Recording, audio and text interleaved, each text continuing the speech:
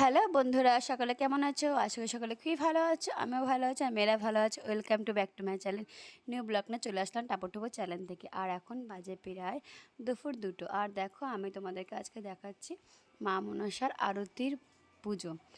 তোমরা এর আগের ভিডিওটা দেখেছো মা মনসার পুজোর দিনে কি হয়েছিল না হয়েছিল। আর দেখো এখন মা মনসার আরতি হচ্ছে। আর তোমরা সকলেই জানো, যারা যারা আমার ভিডিও দেখেছো বা যারা যারা জানো যে মনসা পুজোতে মা মনসা আমার কাছে আসে। তো একবার না, দুবার না, 3-4বার আসে, যতক্ষণ পারে উনি আসে। আর সবথেকে বড় কথা কী বলো তো, এটা হচ্ছে ভরসা। আর হচ্ছে মানে অনেকে ভাবনা চিন্তা অবশ্যই এগুলো খারাপভাবেই আসে, যে না অন্য কিছু বা কিছু। তো দেখো কি বলবো তোমাদেরকে, মনসা পুজোর দিনকে আরতির সময় আমার আবার মায়ের ভর আসলো। তো পুজোর সময় তো দেখেছোই, আর এটা সম্পূর্ণ তোমাদের জন্য ব্লগটা করা। আর দেখো মা যখন আসে তখন নিশ্চয় কোনো কারণ নিয়েই আসে। আর এই দিনকে মা আসবে না, এটা তো কোনো কথা না। আর কী বলতো, অবিশ্বাস, মানুষে অবিশ্বাস করে। তুমি যদি ভাবনা চিন্তা অন্যরকম করো বা ভাবনা চিন্তা ভালো করো বা খারাপ করো, এটা মাই বিশেষ করে জানতে পারবে। তুমি যদি মাকে নিয়ে ভাবনা চিন্তা খারাপ ভালো মন্দ আচার বিচার ভাবনা চিন্তা করো বা করে থাকো বা করেছো, তাহলে মা তোমাকে ঠিক ঠিক তার পরিচয় দেওয়াবে, যে কী বিষয়, কেন, কী বৃত্তান্ত, সব কিছু তোমাকে বলবে। তো দেখো সেই কারণে তোমাদেরকে একটা সেই ভিডিও নিয়ে চলে আসলাম। মা আরতির সময়, যে মার আরতির সময় আবার আমার মা আমার কাছে এসেছিলেন, তা তোমাদের সেটাকেই ধরা হয়েছে। আর দেখো এখানে প্রচুর লোক, আর ওই আমার মামা হয়, আমার বড়দিদি ওই যে চুড়িদার দাঁড়িয়ে আছে, আর একটা পাশে বাড়ি এক বৌদি ঠাকুমা আর এক কাকিমা আছেন।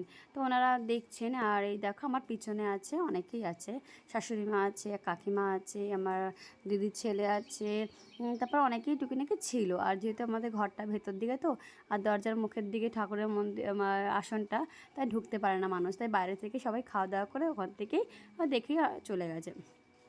আর যারা পেরেছেন তারা হয়তো টুকিনাকি ঢুকতে পারছে। আর তোমাদের যেটা বললাম, বিশ্বাসে মিলায় বস্তু, জানো তো।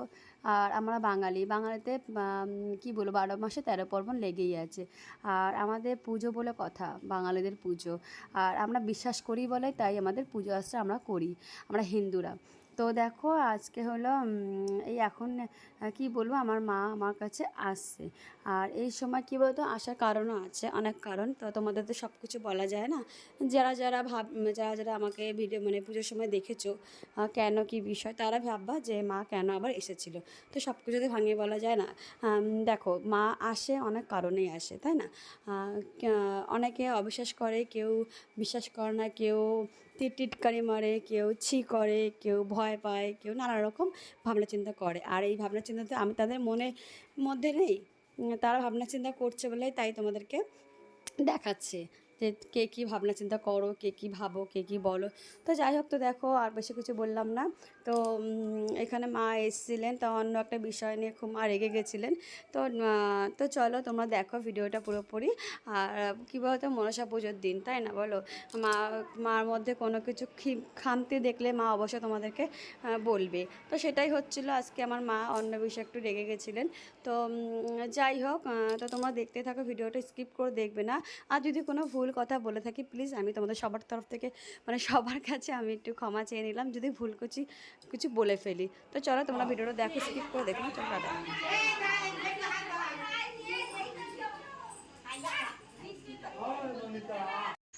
যে মা আমার কাছে কীভাবে আসে, আর যখন আসে না, বিশ্বাস করবে না, প্রচুর পরিমাণে পরে আমার খুব কষ্ট হয়। আর ভীষণ আমার ওই দিনকে জানো না তো, মাথার একটা সাইড ফুলে গেছে, হাত কেটে গেছে, হাতে তাবলা রক্ত জমাট হয়ে গেছে, ভীষণ কষ্ট হয়। যাদের সাথে হয় এই জিনিসগুলো, তারাই বোঝে যে কতটাই কষ্ট হয় পরে। আমার তো এখনও 3-4 দিন ধরে এখনও জানো না তো মাথার পাশে ব্যথা, হাত পা হাঁটু সব ব্যথা, কারণ এটাতে সহজে ছাড়ে না, ভীষণ ব্যথা হয়। যাদের হয় তারাই ব্যাপারটার জন্যে। আর চলো তো রাখলাম, বেশি কথা বললাম না, অনেকটা ব্লগ করে ফেললাম। তো কেমন লাগলো, যদি ভালো লাগে প্লিজ পাশে থেকেও সাবস্ক্রাইব করো। তো টাটা, বাই বাই।